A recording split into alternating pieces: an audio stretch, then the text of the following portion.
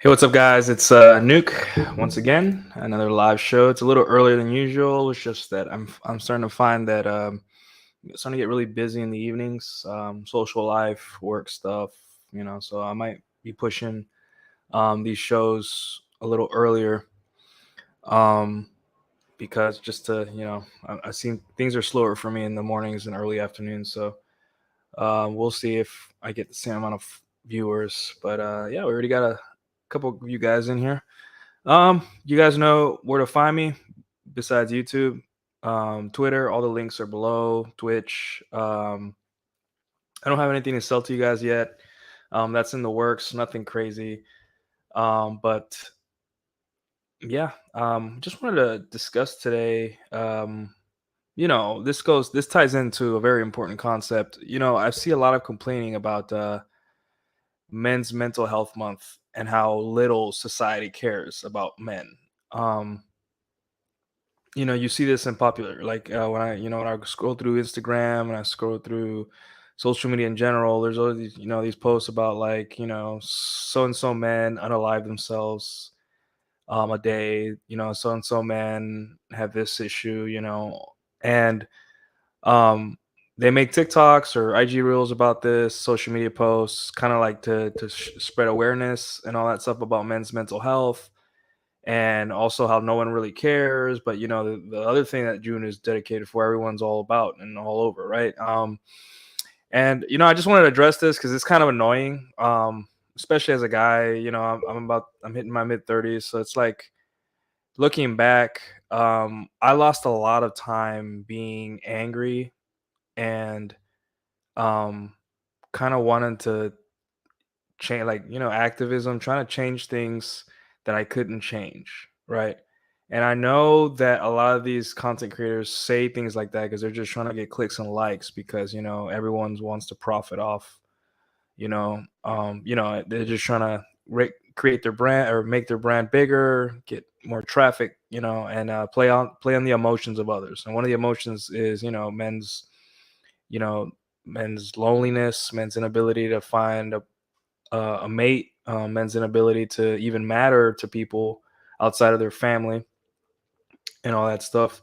So, here we're not about pointing out the problems. We already know the problems. They're shoved in our face constantly. Like I said, I scroll through IG Reels and I just see it every single day. Like, Men's Mental Health Month, no one cares. Men's Mental Health Month, no one cares. Right? We don't have time, to worry about whether someone cares about us or not, right? So what can we do? What type of mental model can we adopt to kind of like get through this kind of like not understanding what the male burden of performance is and all that stuff, right? It's one of the key components of like a healthy way of going through life, is understanding your male burden of performance. And a lot of people fight this tooth and nail, and then there's people that pretend to accept it, right? But they're still bitter and angry on the inside, but they pretend to accept it. it just they just can't move forward from this concept that we are not like women. We don't get treated special. We don't get any special privileges usually for being a man. While there is double standards that benefit men, um you know most of the time no one really cares about us, right? And we are the disposable sex, and a lot of people don't like it, especially the traditional conservatives, people that are more religious, because in religion, everyone is special, and everyone, and that's okay. That's a belief, um but when we're dealing, especially in the dating world, and also like just, career, dating, family, friends, a lot of times you'll realize that no one really cares as much as you think. And I'm here to tell you why that's a good thing, right? We have Just Jerry podcast. Dope intro, bro. Yeah, man. I'm a little creative on the intros. I try to, change the aesthetic up a little bit and make it interesting. Um, you know, uh, I have a very creative mind. I've always been very creative, guys. So thank you.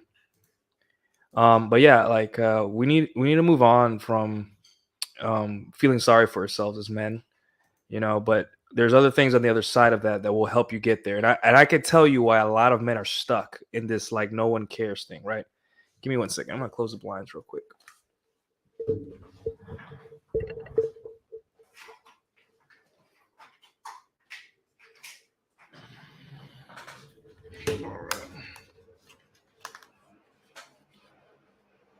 All right. Yeah. Cool. I got another really good comment here from Chunky Gecko. The left wants male subservience. The right wants male sacrifice. They both can kick rocks. Exactly. It's like you're stuck between a rock and a hard place. So guys, a lot of people, they have this binary thinking where it's either you're left or right, and you have to serve one of those masters. Now, I'm not saying it's like you're either like right extreme or left extreme. That's not what we're saying here. We're saying that a lot of the times guys have a choice, and a lot of guys don't have the like awareness or the kind of like thinking where they say, hey, I'm first, and what I want in my life, everything is downstream of that, not like what my political party or what my church or what any anything any ideology group, anything says, right? And here's a problem, and that's the problem with the red pill, where people think the red pill is an ideology, a group, a community, or whatever, right? A sphere. It's not. It's definitely not any of those things. So um, we need a healthy mental model to deal with this. No one cares about men crap, because it you're gonna be spinning your wheels forever, kind of not being able to reconcile that what you bring to the world is your value, and how that's amazing. That's a great thing, even though it's not always going to be on your side. It's not always the best, right? So first things first. The reason a lot of guys are stuck on this kind of like not accepting their male burden of performance, a lot of the times it has to do with their inability to see themselves not serving anyone but themselves, right? Because since most men are raised as defective women, we live in a gynocentric social order. Every man is told to be a good little boy, to listen to mommy, to everything he does is to make women comfortable. Women have to be comfortable, and you have to listen to women in marriage, at work. They're amazing creatures, um, all that stuff. So they grew up thinking that if I do these, and this is subconscious, this isn't conscious, this they grow up thinking these things, and then when they get out there and they slowly over time see like, hey, this is not working for me, right? My girlfriend broke up with me, this girl got a promotion at work over me, or my friend got me too'd, or whatever myriad of things that happen throughout life that kind of like wake men up to their programming, and then they find the red pill and all that stuff. um the last part of that a lot of men just can't get over is that, and then you always have the red pill rage phase where you're angry. You're angry at women, you're angry at society, you're angry at your parents, you're angry at everyone, yourself mostly, because you fell for the trick. You fell for something that didn't benefit you at all. So the last part of that is simply accepting your male burden of performance, right? That is going to give you so much peace as a human being, as a man, right? Understanding that what you bring to the table is your value, right? Um, you're not going to be able to sleep at night, or you're going to be angry all the time if you keep thinking that just because you show up somewhere, you're valuable. The only place that happens is your home, your mom and your dad. If you're lucky enough to have your parents around. Um, when you walk up to your parents' house, you get treated, because that's the kind of relationship you have with your parents. But like for the rest of the world, you can't just roll up anywhere and not provide anything and be treated special, right? And a lot of guys say it's unfair. Women get this privilege, but men do not. And a lot of guys say that's unfair. They get mad. They look at women doing like, selling pictures of themselves, um, and then pivoting from that to like politics and masculinity coaches and save the West type gals. And I see it every day. I see a new girl who used to do adult films, or used to do, and then now she's like pivoting towards politics, or and it's like, to a young man who sees that, he's just like, what the hell, like, I don't get it. Like, here's a woman that's never dated a single woman in her life, and she's trying to tell me how I should go about life, right? And the only way you can reconcile that is simply male accepting your male burden of performance, saying, hey, I don't care that I don't get treated special, and I don't want to get treated special. I want to get treated based on my merits. I want to live. I love living in a meritocracy. Now, is the meritocracy breaking down? Yes, it has broken down a little bit. Now, people who don't deserve positions are rising, and it's causing a lot of pain. And the people that suffer the most are the competent people, right? Whether it be the military, whether it be um, uh, any job, corporate ladder. I think the one that's like really the industry that's unaffected the most is like plumbing, electricity, like manual labor, stuff like that, because um, those are hard jobs and they require a lot of physical work, and it really weeds out people who aren't about that life, right?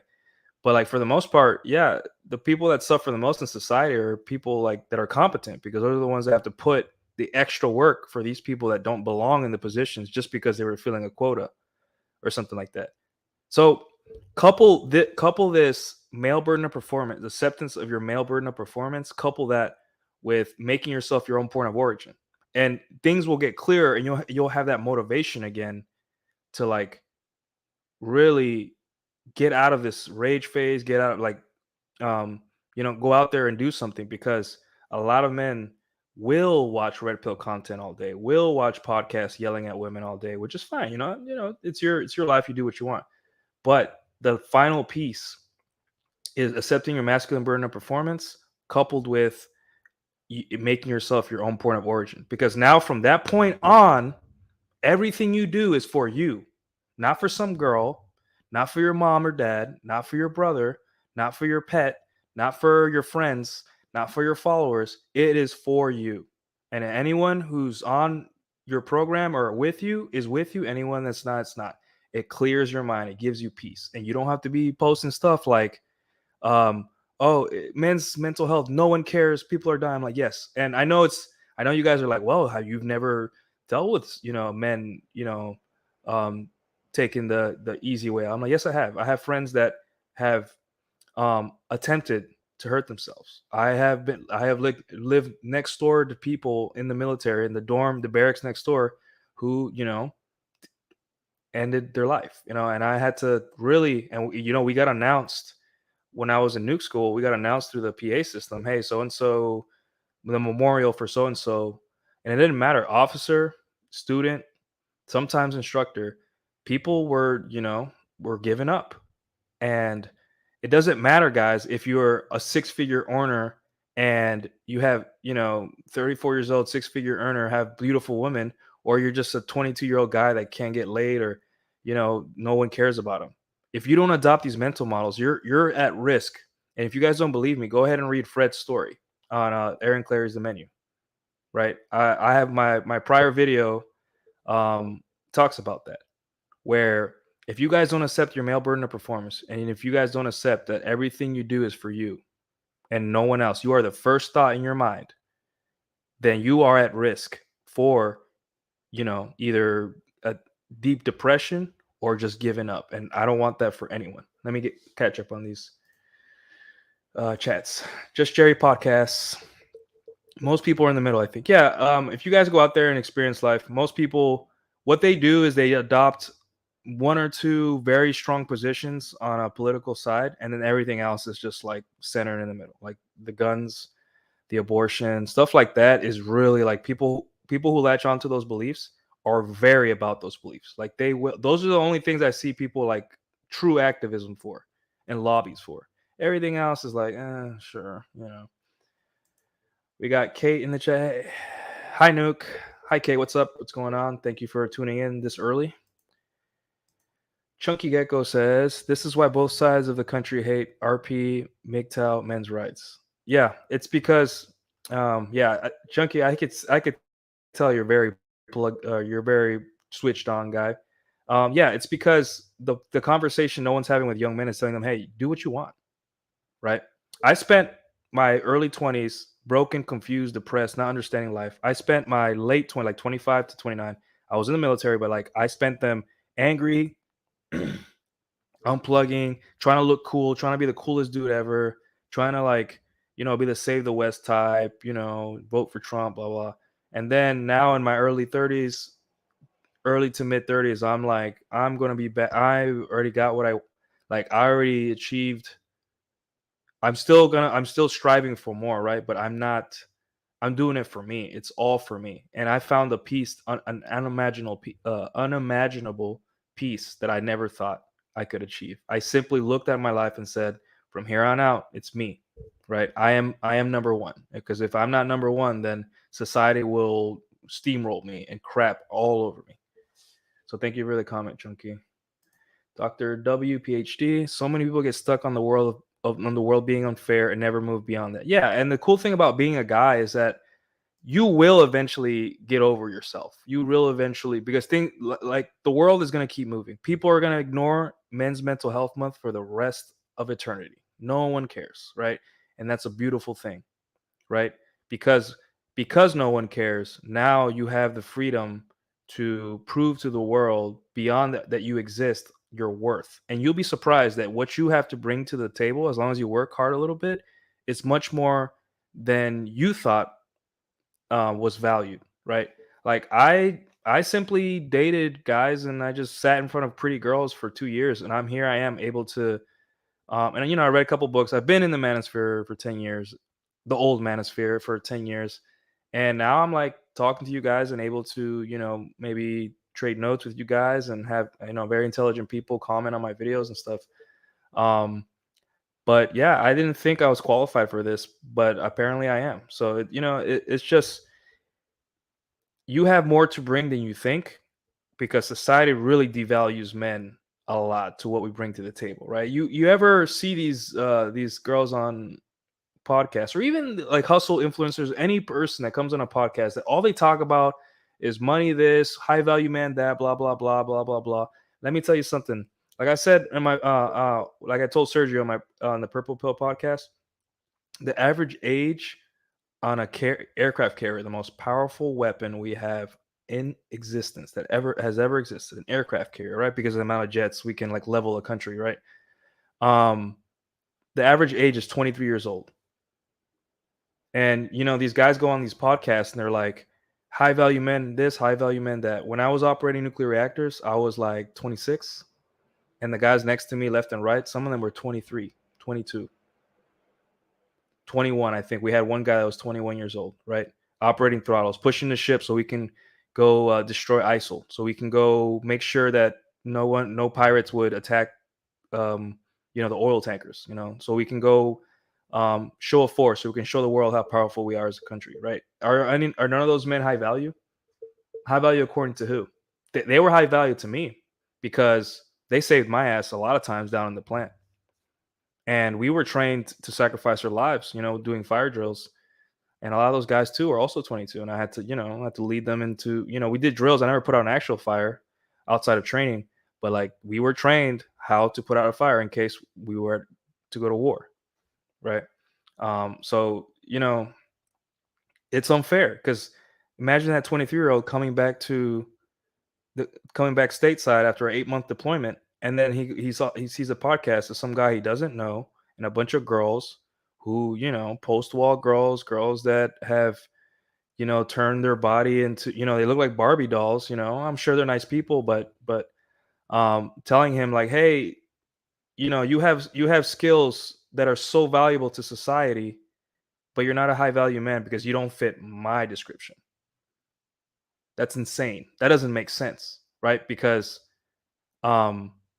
who are you to tell me what my value is, right? Especially as a man, and society loves telling men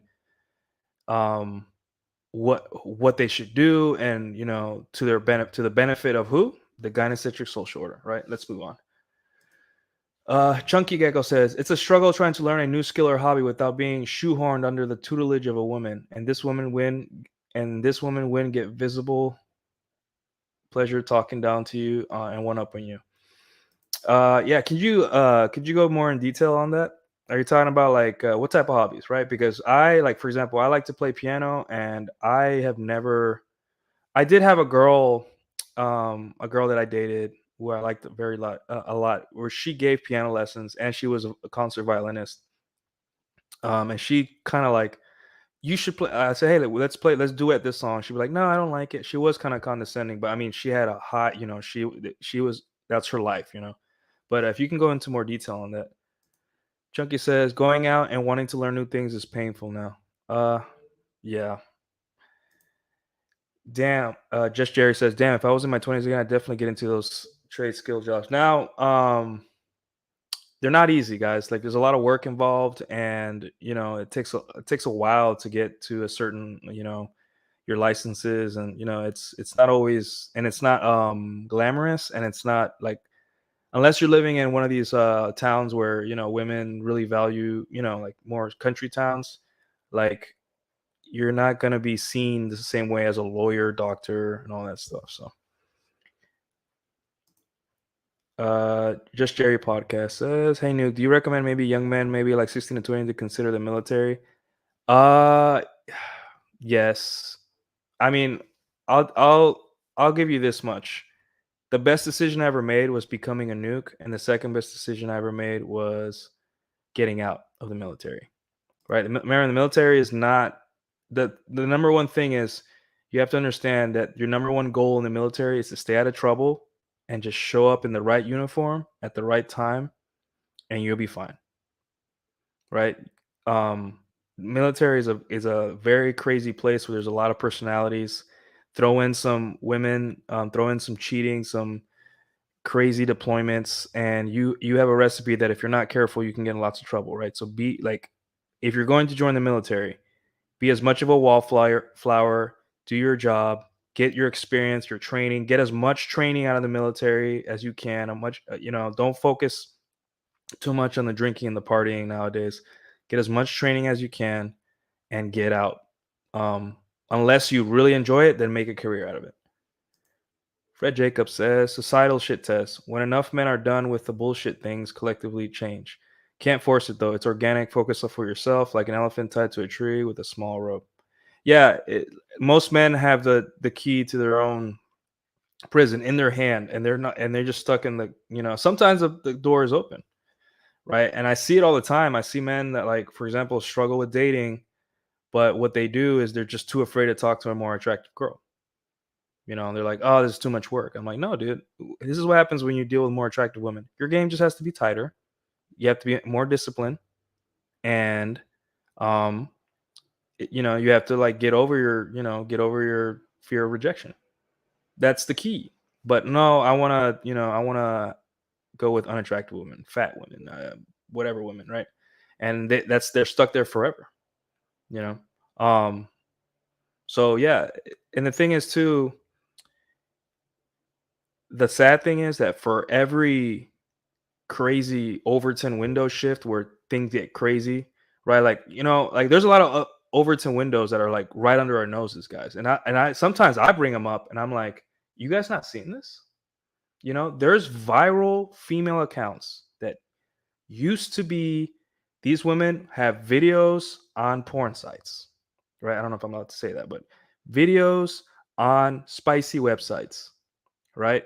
And they are now on Twitter telling you about intersexual dynamics and bragging about their great relationship.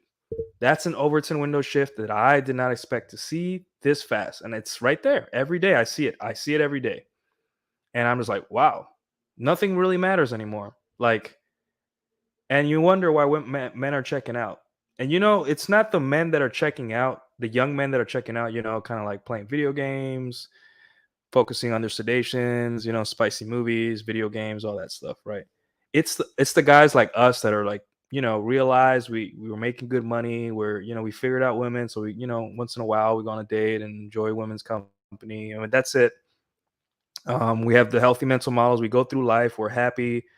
I built a life where I'm pretty happy. Those are the ones. Those men are checked out too, but they're checked out in a different way. We're checked out in that, hey, if a girl doesn't want to pursue a relationship with me, then I'm okay with that. I'm not heartbroken. If I'm dating a girl for 2 months and then I find out a messed up thing about her past, or I find out she's deep in debt, goodbye. Because we understand our value now. We're getting to the point where, like, okay, I could subscribe to the menu. What's on the menu? The menu is, okay, most women really at my age are bringing in lots of baggage, and I built this life. I worked so hard for this life. I'm not bringing in, more. I'm not gonna risk my peaceful life just for a girl that may or may not even be with me, like me, beyond I'm her escape route, right? Jorge S. What's up, Jorge? How you doing today? This whole talk about high value man reminds me of that talk about eating the perfect burger and seeing the commercials with the perfect features when in reality it's telling another story. LOL. Yeah, could you go into more detail on that analogy? It sounds like a good analogy, but I'm just not understanding it. We got Big Nico in the chat. What's up, dudes? What's up, Nico? How you doing today? Thank you for tuning in this early. Chunky says the rude behavior mostly comes from the obvious middle-aged white woman. The younger ones are a lot nicer to point. Yeah, and it's permeating to the Latino community too. Every community, a lot of women are just, we can't do anything for them, guys. I don't have any revenge fantasies. I want every single girl, no matter how dumb or great or whatever, I want them to all have a happy ending. I do. I just, because I know what's on the other side. I I have dated older women, and the life they lead, if you really take a look at it, is not something, even the ones with children, is not something I would wish for anybody, right? Because the data reflects it with the SSRIs and stuff, but also, um, like the older women, a lot of them, they have to compete with younger women, so they have that anxiety, right? So as a guy that's like mid 30s, hitting his mid 30s, you start kind of becoming more on the older women's radar, maybe for fun, or because you're not so young that you're inexperienced and don't know anything and don't have money, but you're not so old as that, you're not as exciting, you're more, you don't have that, I guess, killer instinct, or just like that youthful energy that young women or older women like to experience from time to time. So, you know, I get a lot of attention from the older women now as I get a little bit older, and I get a sneak peek into their life, and a lot of it is they suffer from this anxiety every time I'm around them, where like if I engage them and let's say I flirt with them, online, in person, at salsa night or whatever, there's like this fear that they're going to slip through my fingers, or I'm going to slip through their fingers constantly. Like younger women are not like the women are like, Tee, I'll see you when I see you. Older women will text you all day. Older women will like, be frustrated when you forget to set a date with them or something, whatever. Um, and I don't wish, at that age, you should be married with kids and happy, and they're not. And it's not like, and I'm not saying it's impossible, right? But this is anecdotal. I could be wrong, but this is the anecdotal information I got for you guys. And it kills your revenge fantasy instantly, because, the things that these women do to like still feel like they're in the game. They do these crazy surgeries. They go to here's a secret. They go to the gynecologist to see what are the chances of them having a baby. A lot. They ask their gynecologist. How do I know? Because I've dated 2 or 3 older women, and they that's the questions they ask their gynecologist, right? Because they know that um, time has run out, and they just want to like an estimate, right? It's not pretty. I don't wish it on anyone. Even the most crazy adult film actress, I want her to be happy with kids and stick the landing, but that's not going to happen for all women, right? Chunky says my hobbies range pretty far. Falconry, ooh, that's pretty cool, dude. I've never met someone who did falconry. It's pretty cool. Motorcycle riding, playing the harp, rock climbing, playing go, and more. Falconry is rife with feminism. I only get pushed to female sponsors. Oh, dude, I'm so sorry. That sounds like such a cool freaking um hobby, and it's feminized. Maybe it's because it's dealing with animals, but man, falconry sounds so, it's just like a class, like a Skyrim, or RPG class, falconer, right? It just sounds so cool. But sorry, man, don't give up your hobby though. I could see me, if I started doing, maybe once I get classically trained, me doing piano and it being also the concert kind of like solo stuff being female dominated. But yeah, man, crap, that's not good. But hey, you guys, you have a lot of other hobbies too, and yeah, I'm sorry to hear that. Nico says, doing great, man. Just finished some onboarding paperwork for a second part-time job. Here's hoping the scheduling works out. Hey, yeah, man. My second job will probably be doing this YouTube stuff, so I really gotta like push the gas on it. I've been too lax. So Kate says, I'd poke my eyes out if I had kids. LOL. I don't do that to yourself, Kate. Kids are all right. There's nothing wrong with that. We won't. Kate, if you accidentally have kids, we won't be mad at you. We won't be like, "Ha, I told you so." We will just invite us to the baby shower, and we'll bring you gifts. Jorge says, I'm doing good, but basically I was talking about the ideal versus reality of a high value man we see on social media. There's no such thing as a high value man. Like it's a container word, right? Like I already talked about this. I think I talked about it with Sergio on Purple Pill podcast. It's just a container word is a word that anyone can come in, fill their own meaning or fill it up with their own meaning to appease their own ego or to use it to manipulate others, right? So when a guy says what a high value man is, he's describing himself, right? He's setting the goalpost at himself so he can appease his ego. When a girl says what a high value man is, she's basically she's flexing her open hypergamy, um, in order so the men around her can be like, oh, I gotta qualify to her standard. Guys, the 23-year-old guy operating helping me operate the plan and pushing on us out of Russia infested waters, that guy's to me is high value. And I don't care if he's high value to anyone else. I value that person. And to this day, I value that person, right? Because I seen what they're capable of and how competent they can be. And yeah, and women that don't want anything to do with me, they're not worth anything to me. They are invisible, right? But women that are in my frame that like me and are trying to be with me, that's a high value woman, regardless. As long as she meets my attraction floor and doesn't have any, red flags that make a relationship impossible, yeah, that would be a high value woman, right? Chunky Gecko says, I'm 29 and can relate to a degree. The only women who have initiated flirting and openly flirted with me have been older women. Yeah. Yeah, it's older women are they're kind of more, not I wouldn't say aggressive, but they kind of take the first step more. Um they know at least subconsciously that they're not going to get the attention that their 25-year-old self got. So they have to, have to work around it.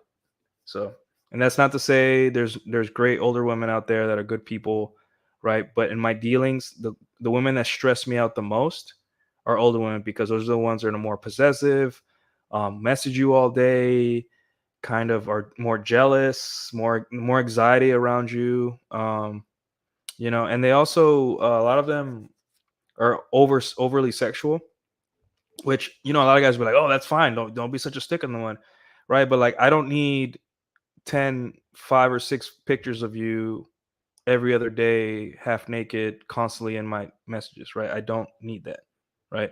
I'll see you when I see you, and like I don't, I know a lot of guys are like, oh, that's great, that's awesome, but like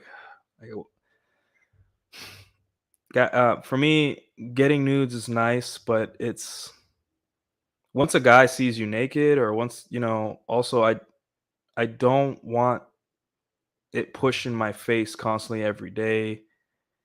I don't know. It's just weird.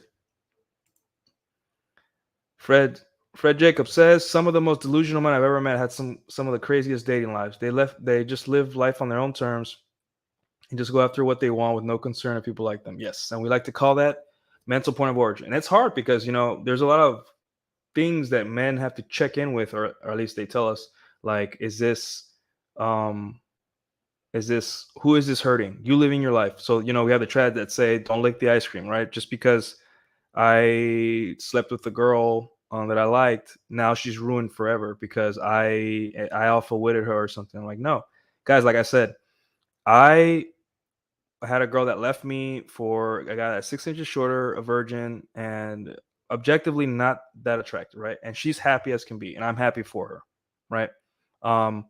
You guys gotta let go your ego, when it comes to this stuff, and you just live your life. Don't worry about the girl. She has autonomy. She's an adult. She made a choice, right? The consequences of her choices are not your problem, no matter how much they try to push it on you, right? That's not your problem. We turned society over to women a long time ago.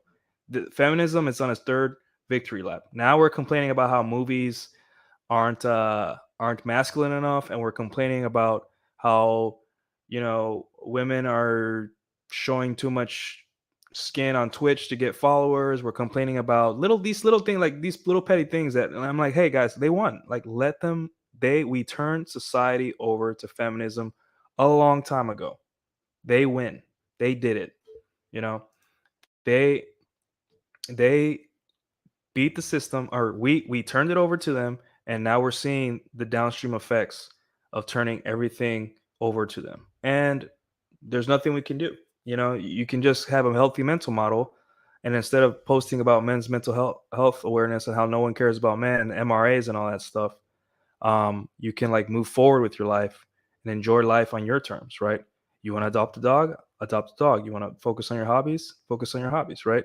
And then downstream, there's even more parts of these mental models that help you. Like there's only two girls: the girls that are on your program and the girls that are not. And then once in a while, in between is when you're figuring out if she is or not, which you should know within a week or two, right? 2 weeks. But yeah, it makes life really simple. And a lot of guys want to hold on to these things because they're afraid of what's on the other side. You're afraid of what's on the other side of making yourself your own point of origin. You're afraid of what's on the other side of just simply accepting your masculine burden of performance and not complaining and whining because society doesn't treat you like a woman, right? There's a void that you have to face, right? Instead of holding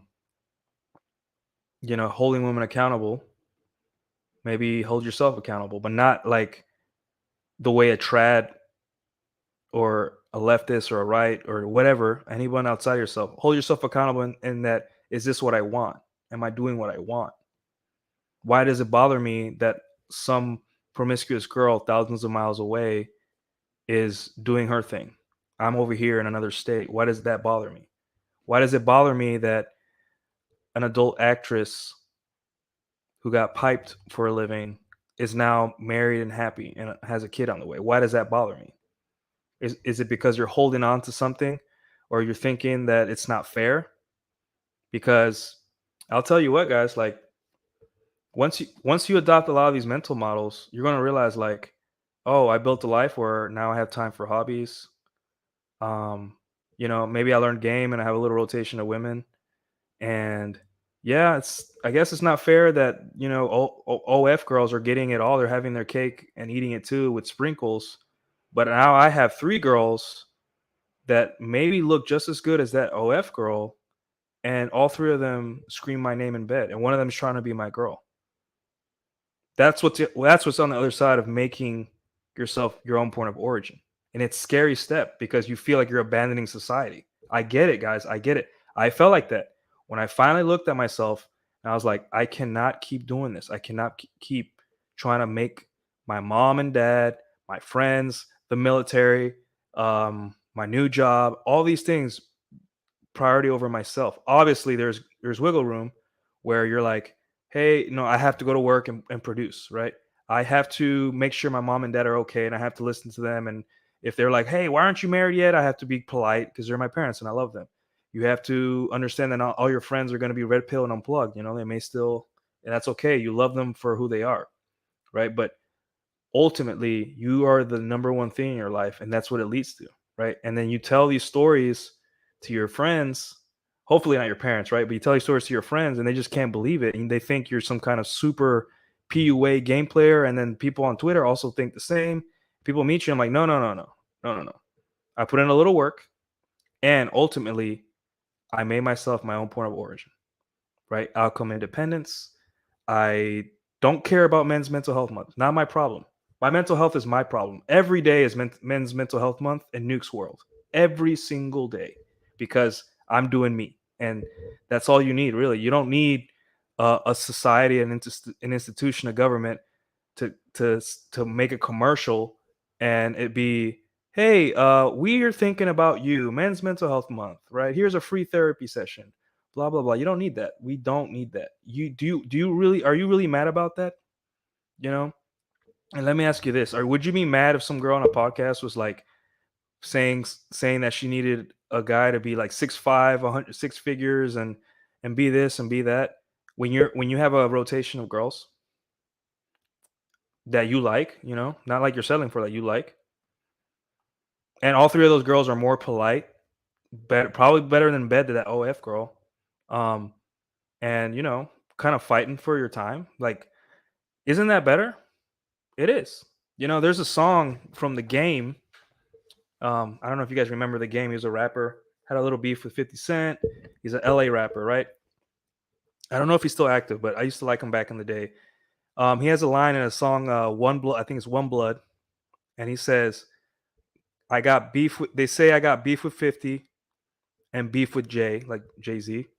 But what's beef when you're getting head in the sixth tray, right? And that's one of the lines I live by in my life. Like, I'm not happy that I have to work this hard to get female affection and attention. I'm not happy about it, but I accept it. But at the end of the day, no matter what happens, once you're getting the things you want out of life, the things that really bothered you really seem to be, it was just, you were just mad that you weren't getting what you wanted or what you thought you wanted, right? And that's a big one. So let me move on. I'm getting too ranty here. Jorge says, right on the money. I agree. Thank you. Chunky says 100% Fred. Yeah. I see you read Fred's story too. Guys, you have to read Fred's story. Please. It could probably save a lot of people's lives. Jorge S says, I work in healthcare and I see a lot of 34-year-old women with alcohol addiction and self-deletion thoughts, and notice the difference in treatments between men and women, to be honest. Yeah, and I'm not happy about it. I don't want any women to be sad. I don't want women to be sad and alone for the rest of their life, right? I want them to be happy, but I can't help them either. Like, I can't actively help them, right? I'm not going to set myself on fire for someone else, right? And that's part of being mental point of origin. Chunky says, I've been in and out of hospitals. I can only count 2 nurses who were pleasant and nurturing. One was 50 plus and one was a grad, I think. The rest detested my existence. Were you a doctor, Chunky, or a fellow nurse? Dr. W, PhD says, it's unfair. No one cares and neither should you. Yeah, it's unfair. And the thing is too, you're going to realize that once you get to that point where you're like getting the things you want out of life and you're at peace and you're enjoying your life, people are going to look to you as the privileged one, when all your life you've been like unprivileged, right? And you're just like, what the heck? Like, I grinded for this, why am I told that I don't deserve this, or that I have it easy? Just like in any endeavor in life, people will always undermine how much work it took to get to this point, right? Like, a lot of people say I'm a natural. I am not, dude. I was terrible with women. I had no idea, right? But I had to learn, and I learned the hard way. Obviously, nothing in my life really changed, except I had to kill the inner beta, and it was a very painful couple years, but it wasn't easy, right? But everyone wants to say it was, and it's not. Chunky says, one was going to let me die from an asthma attack if my dad didn't raise hell. Fat, angry black woman who rolled her eyes, giving me some sort of shot. And I'm sorry you have to go through that, man. That's one of those. There's several events in a man's life that will kind of like black pill him, and that, I don't think, I'm sorry you have to go through that, man. Fred says, you're a real sincere guy. Don't let a lot of the internet bullshit get to you when your platform starts getting bigger. Hey, man, I am ex-military, ex-nuke. I've gotten, like, when I see these people mad at each other for some kind of comment, realize that I'm just like, really? Like, you're mad over that? Like, you should see what we told each other in the Navy, right? We had to shut the door sometimes and lock it and be like, you two hash it out right now, right? Or, there were times where I was yelling and my boss's boss, like, high ranking enlisted guy, E9, right? Highest rank possible, came up to me and he says, you two, I want you in this room and you guys figure this shit out now, right? So it's like, I'm okay with confrontation, but I just don't understand. Like, I understand you're protecting your brand and your like legitimacy, But guys, it's gonna take a lot to get to me. You know, I think the only thing that would get to me would be like if you're threatening to if you threaten my personal life, you know, like my friends and family, like any man would, right? Chunky says also thanks for that. I'll keep doing this content, and you know, I just want to get paid for my time. I don't expect to be super famous or anything like that. I just want to get paid for my time eventually. So Chunky says, Jorge, you're right there. You're right. There is a difference. After appendicitis, I nearly bled out because I was low priority. I go to the healthcare pros when I have to. I'm not a doctor or nurse, just a guy. Oh, okay. Damn, appendicitis is very painful, right? I heard it's very painful. Um, Same thing with like when you're passing a kidney stone, they won't do anything, even though you're in agony. They won't really do much for you, huh? I have fear the day that if I ever have to pass a kidney stone. I just hope it's not when I'm driving or on a trip. You know, I dread that day. Nico says my best buddies used to tell me to kill myself whenever I acted too autistic. LOL. Not quite the same, but it definitely toughened me up and helped me become more normal. Yeah, I think a lot of what's happening is that people grow up online now or spend too much time online, and they're just not used to like the banter between men, you know. And I had to deal with a lot of that, and I got used to it. I'm like, hey, I'm just not, you know, you ain't shit, and that's okay. You don't have to, you know, fight somebody because they said your face looks funny or you know your content sucks. Like it's not, you know. It was a running joke between all of us whenever we acted cringy. Yeah. And outside of that context, people would be like, wow, you know, I'm sorry you went through that abuse. But inside that context, you're like thankful. I'm like, man, I had friends that I actually had fun with and enjoyed their time. Right.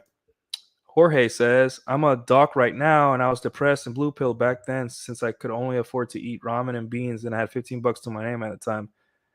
So men can always dig deep and get out slowly. Yeah. And it's not even from when you're young to when you're older. It's like any day. Like um things can go wrong for you tomorrow. I hope they don't, right? Things can go wrong for you tomorrow, and in 6 months you're back on your feet. And that's the beauty of being a man. You're like you're a walking phoenix. Like anything that, as long as you have the mental toughness, you can go through crazy things and you can get out to the other side and be a better person. That's not to say there's things that can happen to you that won't make you a better person, right? But you don't need a men's mental health month to tell you that. You know, what is men's mental health? You know what men's mental health is? It's inability to accept the status quo, right? Not making yourself your own point of origin and relying on words, tweets, videos to get you to do something, right? And talks. Like I don't need like I know more or less what's wrong with me mentally. I know I'm very self-aware. I'm like, these are the things that's wrong with me. Um, and I'm like, okay, so how do I fix this? And the way you fix it, yeah, you read a book here and there. Yeah, you maybe you go to therapy if you need it. The red pill does not encourage or discourage therapy. You go, that's your decision to make. Um, but then at the end of the day, you have to take action. It takes action, right? How do I talk to girls? You talk to girls, right? How do I set boundaries? You set boundaries. You know, how do I pleasure this girl? You keep having sex with her until eventually you will figure her body out, right? A girl's body isn't that complicated, right? Just pay attention. Same thing with talking to girls. It's not that complicated. Yes, you'll say dumb things. Yes, girls maybe will flake on you a lot. But you put in reps just like everything else, you know. You don't need men's mental health month to tell you these things. You know, you just take action. Action, action, action. Action is it cures you, right? So if you're really depressed, small action, really small things. Clean your room. I know Jordan Peterson, right? Clean your room. Call your mom. Small little things help to slowly and painfully get you out of that spot, right? Talk to somebody, but that you trust, right? Play your hobbies, right? I know that video games aren't like the best hobby, you know, it's a sedation. But honestly, the most stressed part of my life when I was training for nuke school, I said I'm not playing video games because I don't have time for that. It's not good for me. But one day I picked up I think Batman Arkham Knight, I think it was, or Arkham City, an Arkham game, and it really helped me kind of like alleviate the anxiety I was feeling at that time because I was doing a lot of testing and training, and I was like, wow, like this really helped me get my mind off things, right? So whatever you need to do, but just take action. You cannot wallow and look through Instagram reels about how everyone else is sad. You cannot go watch podcasts about how women are doing so great in society. You cannot, like, you have to simply take small action. Take a walk around the block every day, just one walk. Call your mom, call your dad, you know, and then eventually, you're climbing you clean up your house. You stay a little bit at the office or at work, a little bit more, 15 minutes more, right? And you let yourself mourn. You put on some sad music, look out the window, mourn, cry. Next day you get up and slowly climb yourself out, right? Chunky says, wanted to go to the Navy to be a rescue swimmer since I was state level swimmer in high school and I didn't want combat or office. They didn't give me a waiver, so I never enlisted. Sorry, man. Rescue swimmers are pretty cool. They trained a lot in the hangar bay on the carrier. That's all they did. They like worked out. I'm like, man, that's a pretty cool job. They just work out and maybe whenever there's a man overboard, rescue the guy and kind of run fitness classes on the ship. It's pretty chill life. Like I'm not a good swimmer, but that would have been a cool life. I'm sorry that you didn't get that opportunity, man. Nico says, don't tell people to self-delete, guys. That is probably illegal and therefore wrong, and I definitely never do it in real life. Yeah, we get you, Nico. We get you. Don't worry. We all understand. Fred says, I have an incurable disorder which puts all their problems in perspective. Someone saying some dumb shit just does not matter. It makes me feel if I can survive with this, nothing else can really hurt me. I think you commented that on one of my videos. I think on the zeroed out video. If that's you, I think that's you, right? You commented that.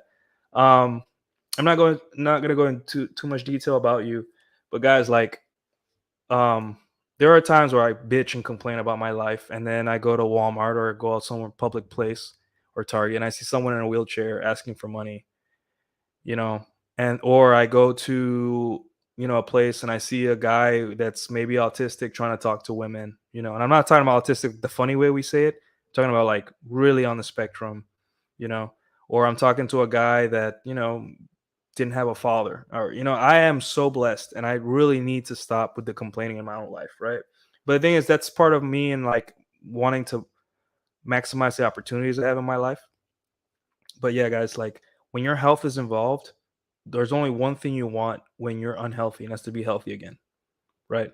So if you guys are healthy, be blessed. And if you guys are not healthy but still making it in life and doing what you can, also are blessed, because you have that's a tough thing to deal with, right? And it sucks, right? It sucks. And people are really not open about this stuff because there's some women I dated that have had issues, health issues, right? And they don't tell me off the bat. They're like embarrassed about them, right? Because even if they've been able to handle it, or they're coping with it, they still are kind of embarrassed to almost have them. I can't explain it, right? But yeah, at the end of the day, man, like be thankful if you're healthy, and if you're unhealthy and you have that drive to keep going, you have my respect. Jorge says, I didn't start dating until I was in my early 20s. Since going on dates meant I starve even if I took a girl out for coffee. So fellas, the girls ain't going nowhere. Yeah. There was girls and that I kind of like I didn't have the skills, right, to take a girl out in college. And there was girls that like even sometimes even threw themselves on me. It was college, right? And I didn't have the skills nor the mentality to like take advantage of that. And then I looked back in my mid 20s. I was like, I'm never gonna get a girl that hot ever again. Like it's over. Like this girl is the most, it's over. Like I've always regret this. And then early 30s comes around, and some girls came back, and not came back, not that particular girl, but like some girls just as hot showed up, showed up. And I was like, oh, okay. Well, that just means that I now have abundance mentality, and the girls come back around. Right? It's literally that simple, guys. It doesn't really take that much thought. Like, don't worry if a, a beautiful girl kind of like slips out of your life. It's girls come around over and over again. They're very common. They're 50% of the world population, more or less, right? So don't worry. And even if it's a woman you loved, There's women just as good as her out there, right? The only thing is that we pedestalize women we once loved because we have so many memories with them, and that's normal. That's a normal part of being a guy. How you reconcile that? You mourn. You give yourself a mourning period. You let you start when you're ready, mentally ready. Start hitting the ground and date other women, right? And you let that be a fond memory in your heart, right? And if she comes back around, um, hopefully it's not because she cheated on you and or whatever. You'll know what to do, right? Because you'll have that abundance, and then maybe you can just say, hey, you left me, I can't take you back, I'm not a second option. But yeah, guys, thanks for the very active, great chat. You guys are awesome in the chat.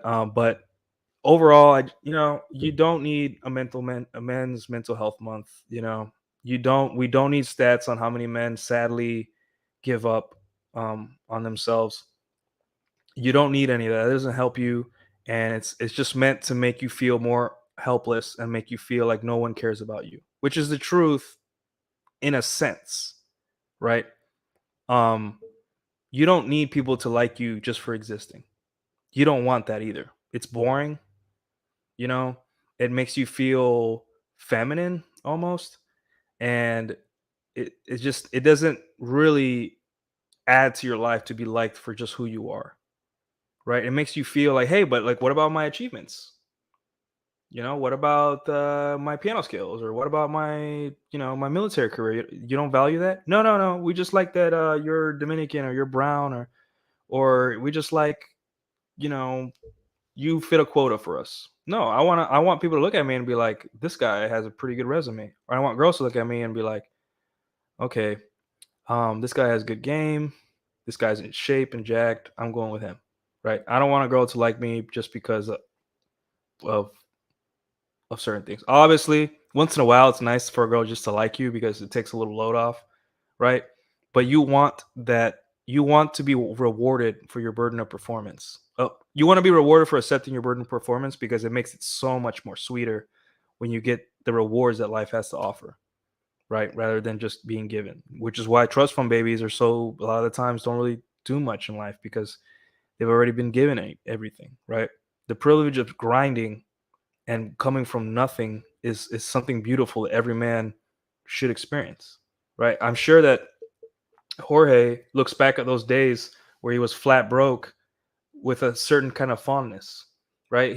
You would never want to go through that again, but you look back and you have this fondness, like, man, I really was out there grinding away, doing my thing, um, and now I'm a doctor, I'm established, I'm respected, but none of that can take um no one can take that grind in those days where I was nobody away from me, right? You're not entitled. You're probably a humble, kinder person because of this. You look down to other men, not look down, but you look at other men who were in that position with a sort of fondness and compassion. You're probably hard on them too, but at the same time, you do it because you want them to succeed like you did, right? Yeah, you don't want an easy life, a super easy life. You want an easy life once in a while, right? But you need challenges because without challenges, you're not going anywhere. You're gonna be miserable, right? Like I don't want to be rewarded just for existing. I don't. Once in a while, it's nice to get a break or a freebie or a girl just fall in your lap. That's okay. That's life. Life is hard sometimes. You want a break, but for the most part, you want to feel like what you do in life is rewarding. That, and people are acknowledging that. So the problem with men's mental health, yes, men's mental health is very important, but the difference between women and men's mental health is that you can be in charge of your own mental health. And I'm sure they tell this to women too, right? But men especially, you can be in charge of your own mental health, and that's a beautiful thing.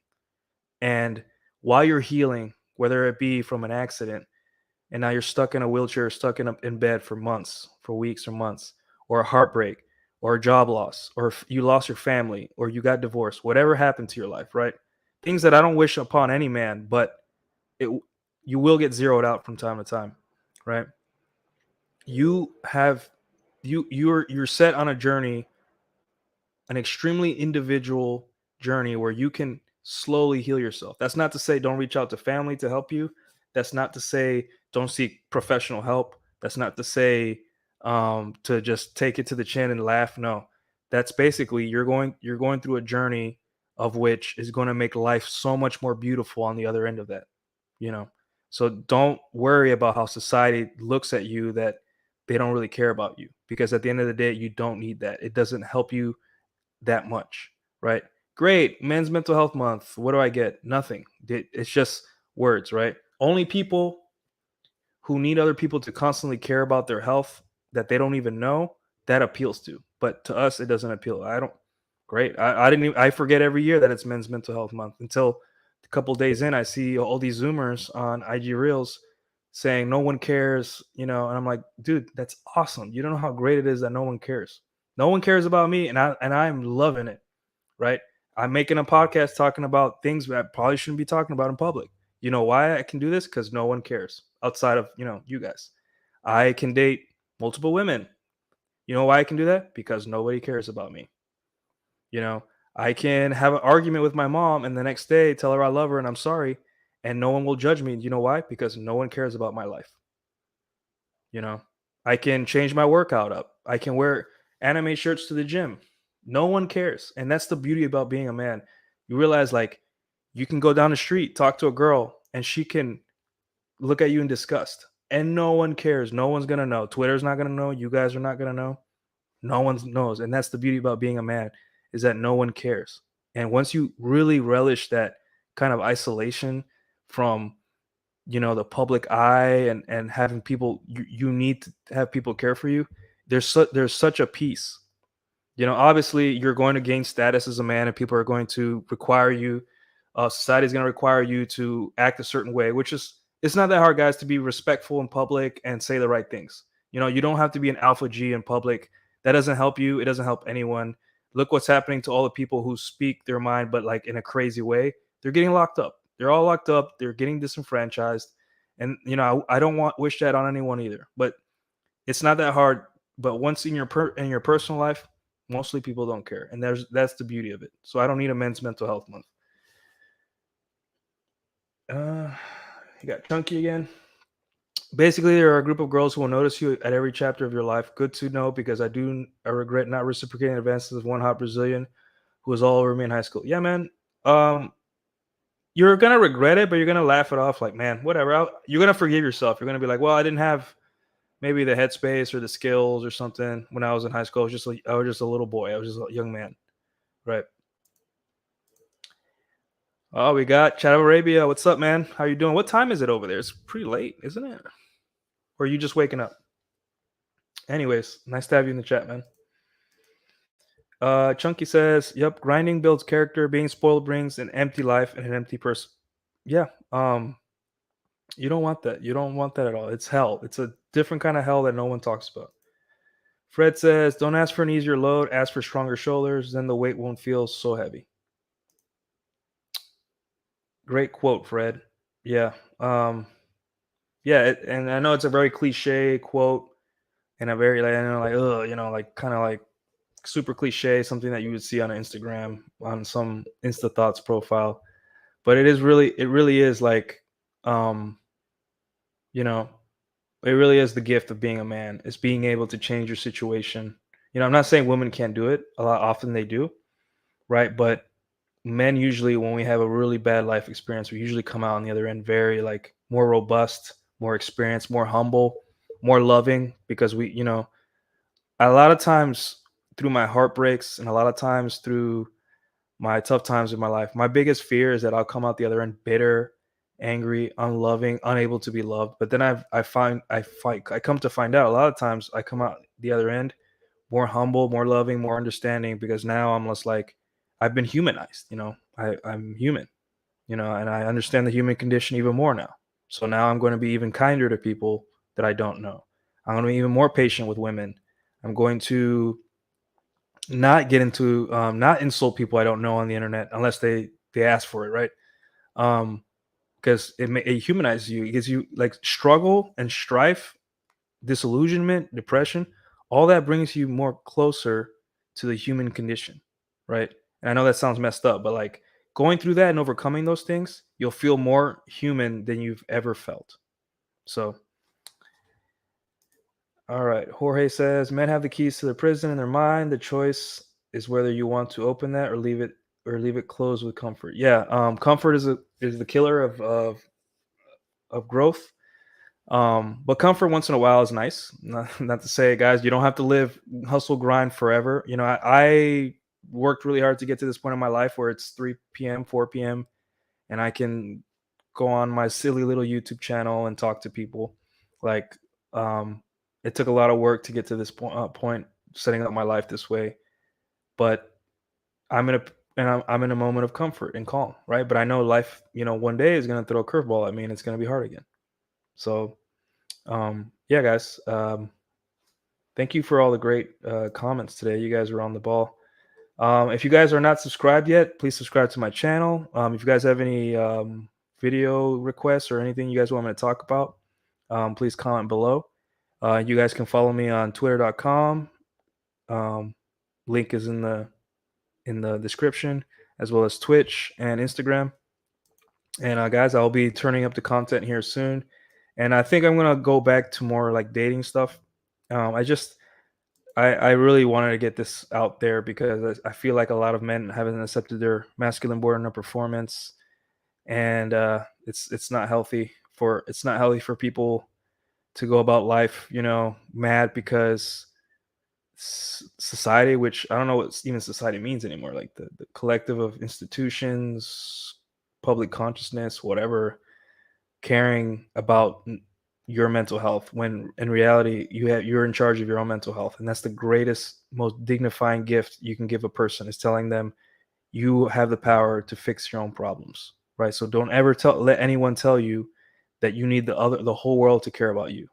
You already have enough people caring about you, yourself, hopefully your family, your friends. That's all you need. You don't need society doesn't care about you anyway. So Alex, great stuff, my friend. Yeah, thanks, man. Passionate topic for me. I just, I went through a hard time accepting this, and I feel like the faster you accept your male burden of performance, the better. You'll live a more full, happy life. So thanks for watching, guys. That's all I have for today. And you guys enjoy your weekend.